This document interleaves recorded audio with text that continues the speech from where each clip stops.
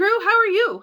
Oh my gosh, you guys, we're in a new series and I'm so excited about that. Everything is new right now. You guys are back in the building for now. Who knows? Who knows what that's going to be like, But for right now, we're back in the building, which is so exciting. And we're in a new series and it's all about Christmas. It's about the best Christmas ever. And I don't know about you guys, but I really love this season. I love the lights. I love the smells. I love the food. I love the people. I love everything about this season. I love the songs. I love everything. I also kind of love snow, which we haven't had a lot of. Maybe we will. I don't know. But I love it. I love it all. What about you guys? What do you guys think? What do you guys love about this year? It's so exciting, and I think that it's so special. And what makes it so special is what Jesus has done for us to make it special. Don't you guys think that's special?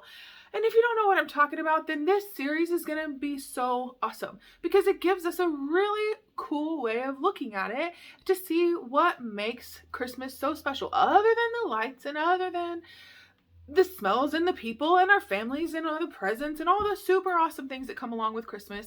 It gives us a really awesome story about Jesus and what he has done for us to make it so special. Yes, he was born in a manger. In case you didn't know that, he was. And why was that important? And why was that special? And why was that unique? And this series is going to tell us about that. So stay tuned because there's a girl that's going to tell you about it. And I don't know, she's kind of like my spirit animal. If you don't know what that means, she's kind of similar to me. She's a little wild and loud and crazy. And she talks a lot like me and really fast. And she's really crazy, just like me. So I really like her. And I think you guys will too. And she tells us a really cool story about Jesus from a guy named Matthew that tells us about it, who was, friends with Jesus. So it's kind of cool. So anyway, stay tuned, listen. As always, you guys are loved, and we'll see you later.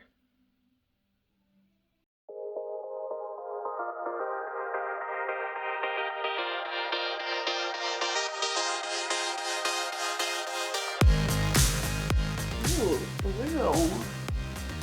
Well, let's see, what does...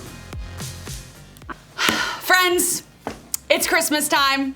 Is anybody else as excited as I am about the holiday season? I am so convinced that this Christmas will be the best Christmas ever. And that leads me to a question. What would make this Christmas your best Christmas ever? Think big. No financial limits, no restrictions, no Christmas dream is too big. In fact, I asked some of my friends this exact question. Check out what they said. So what would make this the best Christmas ever is if I got the opportunity to take my entire family, I'm talking about from my grandparents all the way down to my little nieces and nephews, all the way to Disney. But we took the entire park over, rented it for just ourselves for the entire day, and we got to ride every ride with just me and my family on Christmas Day. To not only spend all day watching the movie Elf, but to have Buddy the Elf come and hang out with me and my family all day long. If I got to take my wife Leslie on a magic carpet ride like Aladdin, a whole new world. Is if I could just hang out with my family, hang out with my friends, and that's it, and not have to be 6 feet apart. You know what would make this the best Christmas ever? Is if I was somehow able to merge the snow and the beach. Think about it. What if you were able to go swimming and then go skiing all in the same day? If I could have just all the amounts of money to buy all the clothes that I wanted, it would just be amazing. And all the shoes that I wanted. Jordans, especially. What would make this the best Christmas ever is if I could eat all the baklava in the world. All of my Greek friends, you know what I'm talking about. If you don't know what baklava is, Google it. It's incredible. Crispy, sweet, it's nice. Lots and lots of snow. Either the day before or the day of Christmas would make this one the best ever in my eyes. I like to play with Santa and play on the reindeer. You know what I think would be the best Christmas ever? Is riding around in Santa's sleigh, seeing the North Pole for the first time, or ever, and just flying over all of the world and seeing how Santa does it. I think that would be so awesome to make that the best Christmas ever. I think that would be so special. And to do it with my kids. This special little reindeer, if you guys didn't see him, I think it would be so cool to see Santa and seeing how he does it. That sounds awesome. I wanna be part of those Christmas celebrations. But let's be real.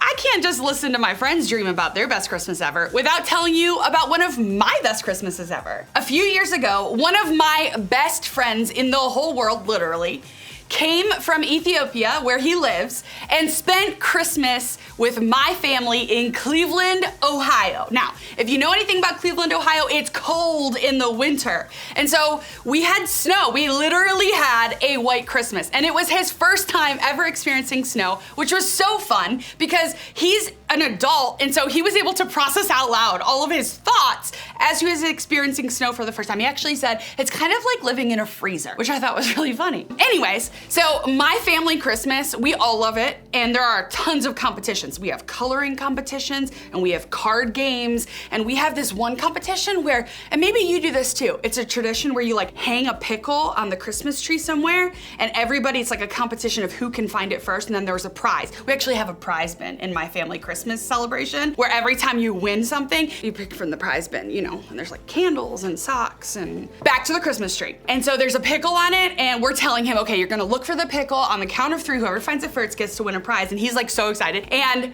the funniest thing is he leans over to my sister Megan and he taps her and he's like, Meg, what's a pickle? Which is so amazing because he's never had a pickle before. And so then we had to explain what the pickle was, which was so fun. And guess what? He found the pickle! He won! And he gave my whole family lessons in writing Amharic. We actually made like name tags for all of our seats at the Christmas table, and they were written in Amharic. Amharic is the most common language spoken in Ethiopia. I wish every Christmas could be like that Christmas. I mean, I love every single celebration, but that one was really special for me. It's kind of fun, right? To think about what we would do if we had complete and total control to make this Christmas the best Christmas ever.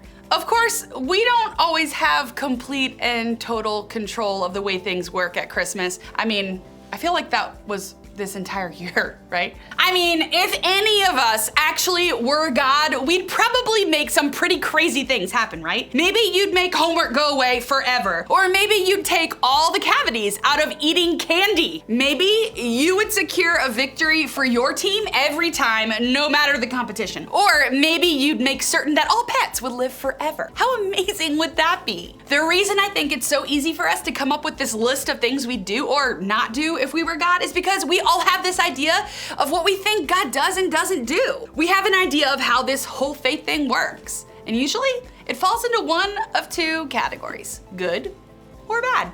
In other words, we think God will do something for us if we're good, or he'll do something to us if we're bad. If we're good, like if we read our Bible, if we go to church, if we treat people well, then we think God will do good things for us. The more good stuff we do, the more good stuff God does for us in return. That would make God kind of like, well, this thing.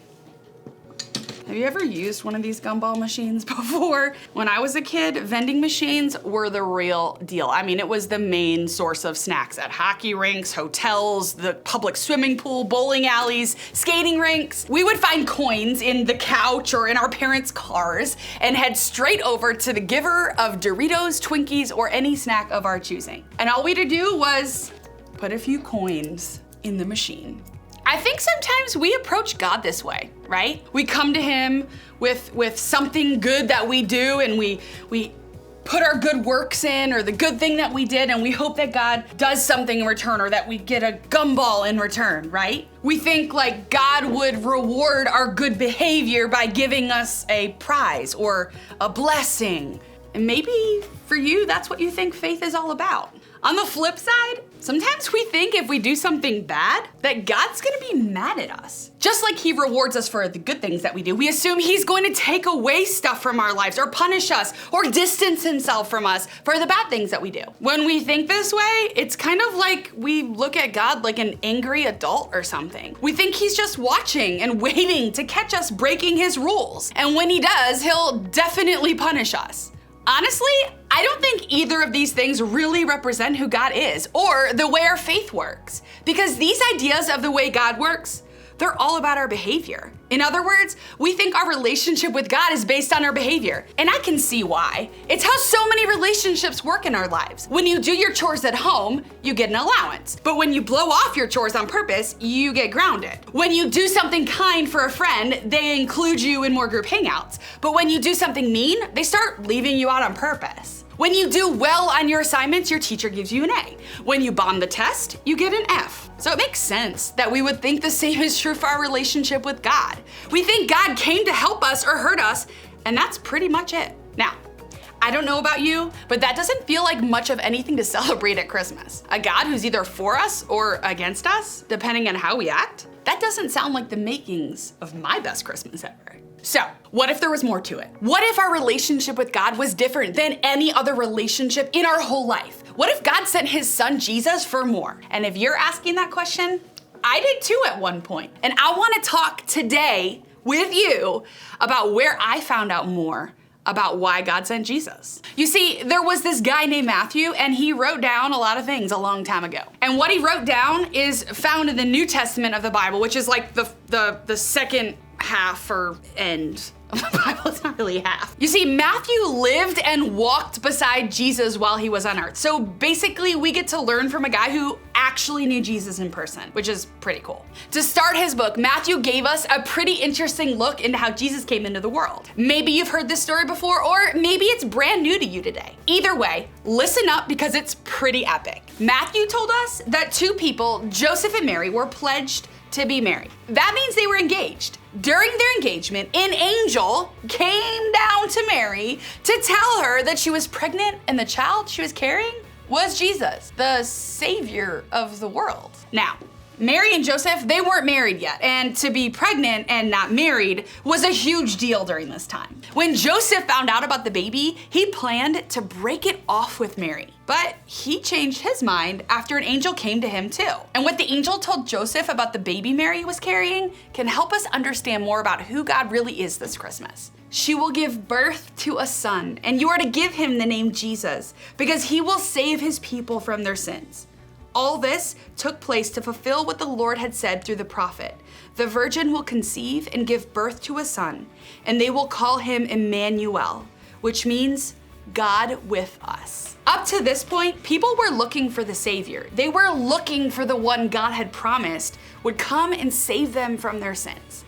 And I think, just like us, they had a lot of different ideas about what he'd be like. Maybe they thought he would come as a king with lots of applause and celebration. Or maybe they thought he would come as a mighty warrior and save them from everyone who was against them. Or maybe they thought he would come riding in on a cloud of smoke or something so glorious that there would be no doubt he was God. But what really happened? God came in a way that nobody expected. He came as a baby to a young, poor couple. No glamour, no celebration, no special attention. Just Jesus, quietly coming to earth to save us, to love us, to show us one really important thing that the angel reminded Joseph. God is with us. That's why he came. God came to the world to be with us. And this is so important because up to this point, people saw God a lot like we sometimes do now. Distant, far away, unreachable, only concerned with how we act, there to reward or punish, and that's it. But the promise of Christmas isn't that God came because he wants us to behave a certain way. It's simply that God is with us. He wanted to show us that. And that's a pretty big deal. I think we've all come to understand what it means to be present with someone in a totally different way this year. When the COVID-19 crisis began and we couldn't be with each other, I don't know about you, but it made me realize just how important connection really is. It made me appreciate how important it is to be with someone else. And what's so awesome? That's what God does for us. He's with us. Whether you believe in him or not, he's with you. Whether you're doing everything right or everything totally wrong, he's with you. God is with us. He's with me. He's with you. And that's what makes it the best Christmas ever. So, what does all of this have to do with you right now? I think it comes down to three things. First, remember that God is with you. Start with this. For some of you, Christmas is hard. It's anything but merry and bright. It's important to know that God is with you too. He chose to be with you. He's with you when your family's fighting, and with you when you're bored at home on break. With you when you're having fun at that ugly sweater Christmas party. With you when you're feeling disappointed because grandma got you another ugly sweater this year. God is with you in all of those moments, and that's worth remembering this year. Next, I want to invite you to spend time with God. In all of this Christmas craziness, make time to spend with God. Read the Bible, pray, listen to music, journal your prayers or thoughts. Separate yourself for even a few minutes a day to spend time with God. After all, that's why He came, to be with you. And last, spend time with other people. God created us to be with other people. All around you, there are people who need you, people who need God. Maybe it's your family, friends, or neighbor, or a classmate. Maybe it's even spending time with the people in your group here at church. Whoever it is for you, make an effort to slow down and be with those people too. Share some of the season with them and help make their Christmas the best Christmas ever. Remember, God is with us. And this Christmas, I think that's the best news ever. As you head out, I want you to think about this question. What's one thing that you're really excited about this Christmas?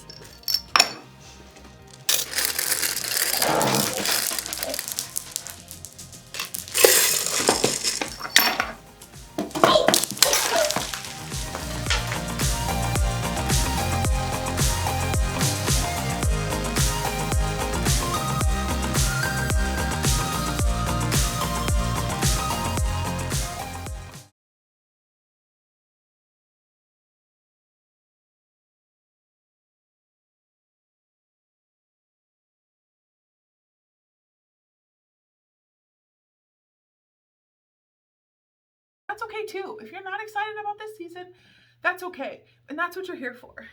So let us know that. Let us know that in the chat and let us talk about it. Let us know what you think. We love you. And just so you know, we're going to see about hanging out in person. We hope to hang out in person. Maybe we might have a little Christmas party. We don't know. But whatever we do, it's going to be fun and it's going to be great. And you guys are loved. Hang out in the chat for a little bit longer.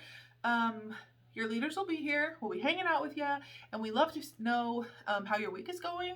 We love to know anything that you want to tell us. Tell us about sports. Tell us about how you feel, how you are doing. Anything that you want to tell us about, put it in the chat. We'd love to hear from you. As always, you guys are loved. Mwah! And Merry Christmas.